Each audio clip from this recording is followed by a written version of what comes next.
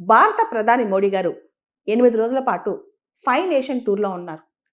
గత 10 సంవత్సరాల్లో ఇన్ని రోజులు, ఇన్ని దేశాలు కవర్ చేయటం ఇదే తొలిసారని చెప్పొచ్చు. ఇంతకుముందు ప్రధాని ఇండివిడ్యువల్‌గా దేశాల మీద ఎక్కువ ఫోకస్ పెట్టేవాళ్ళు. ఇప్పుడు ఖండాల మీదే మనం చూస్తే లాటిన్ అమెరికా, ఆఫ్రికా ఈ 2 ఖండాల మీద చాలా ఫోకసే పెట్టారు.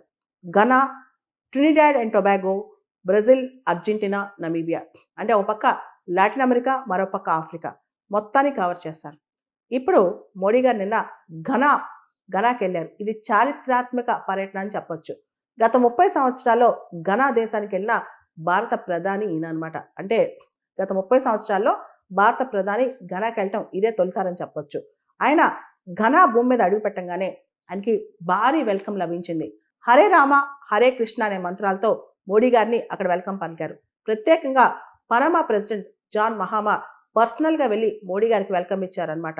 ఘనా యొక్క highest civilian award officer of the order of the star of Ghana. అక్కడది హైయెస్ట్ అవార్డ్ అనమాట. Officer of the order of the star of Ghana ఈ అవార్డ్ మోడీ గారికి ఇచ్చారనమాట.